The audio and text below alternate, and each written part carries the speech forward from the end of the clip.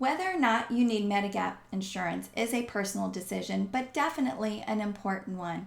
With Medicare only covering 80% of your healthcare costs, that leaves you with the remaining 20%. It's totally your responsibility, and there's no out-of-pocket limit.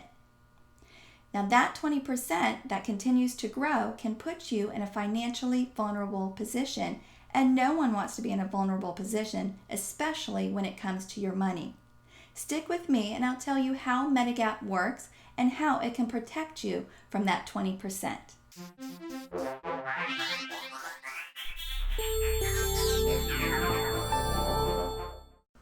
Hi, Joanne Quinn with REMEDIGAP.com.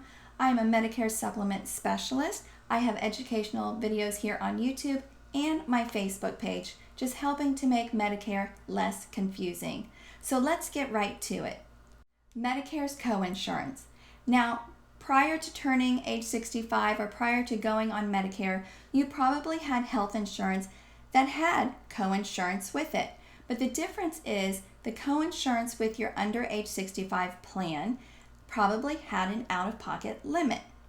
Medicare does not have an out-of-pocket limit, which means that 20% coinsurance can just grow and grow, and it doesn't reset. So here's how it kind of works. If you were to go to the doctor, and let's say the doctor bills Medicare, Medicare approves $100 for that doctor's visit.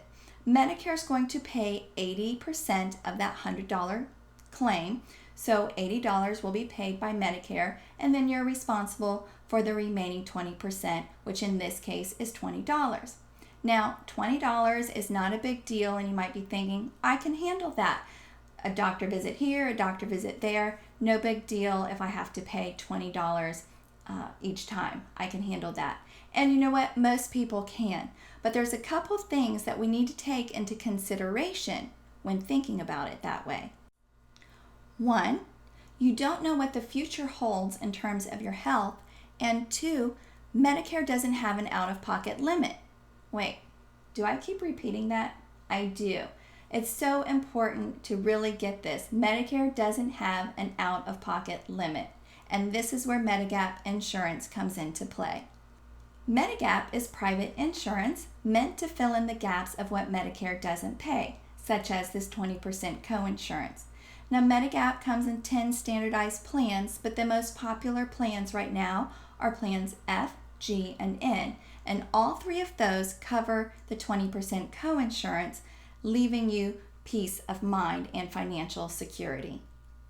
At this point, you might be thinking, no worries, I'm in pretty good health. If something happens later on, I'll put a Medigap plan in place at that time, and that way it'll protect me from the 20% getting out of control.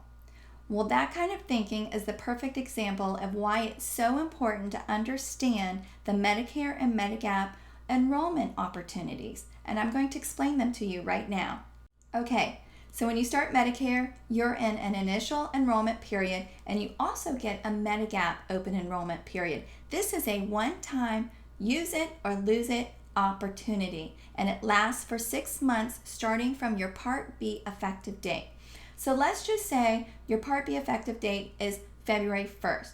That means you can get a Medigap plan and have it start either February, March, April, May, June, or July, that 6-month window.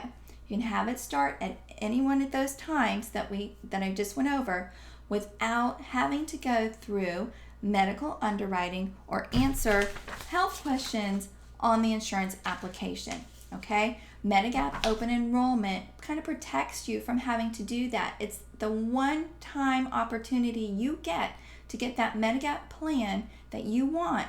So even if you have a health condition, it's not an issue.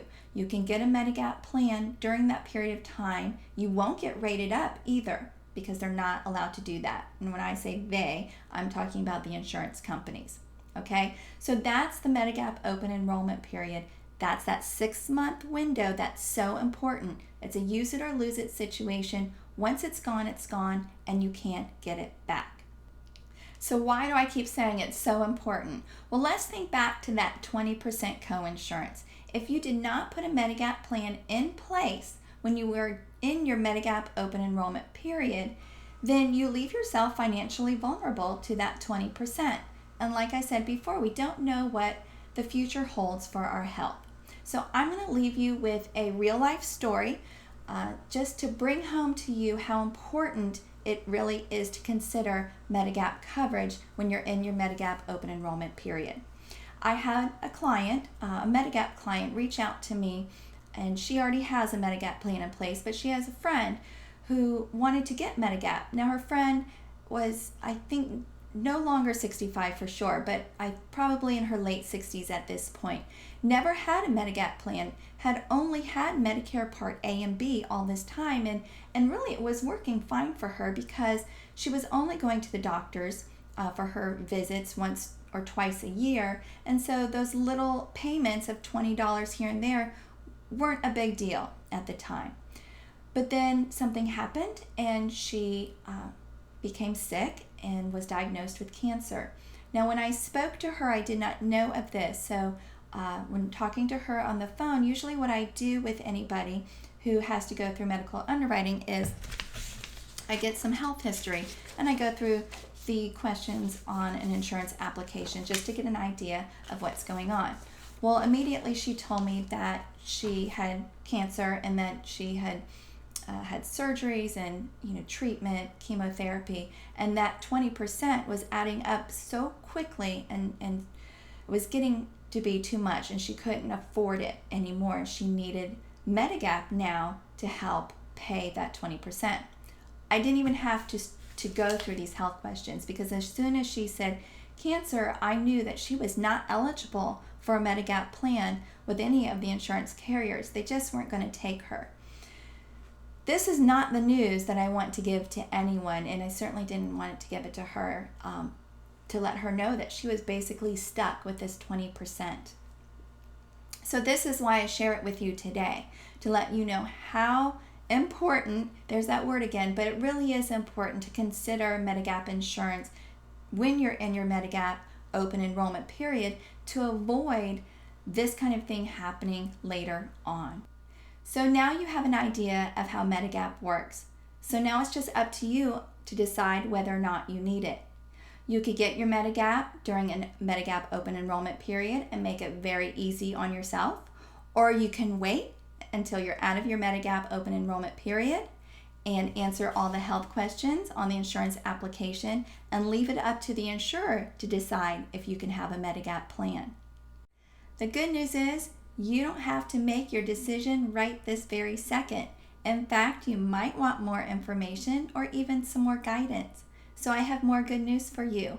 You don't have to look very far for help. In fact, it's right in front of you. So give me a call or send me an email, whichever you prefer. I'll get your questions answered and help guide you through the process. It's as simple as that. You can find all my contact information in the post below. And if you found this video helpful, please like it and remember to subscribe to my channel so you can always get the newest video when it comes out. Thanks for watching, and I'll see you next time. Bye-bye. And no one wants to be... Oh, that's not what I want to say. Forget what to say next. It's your full responsibility to have an out-of-pocket limit. Stick with me, and I'll tell you... No, I don't like that. All right, hopefully. I'll do it one more time and then a longer pause.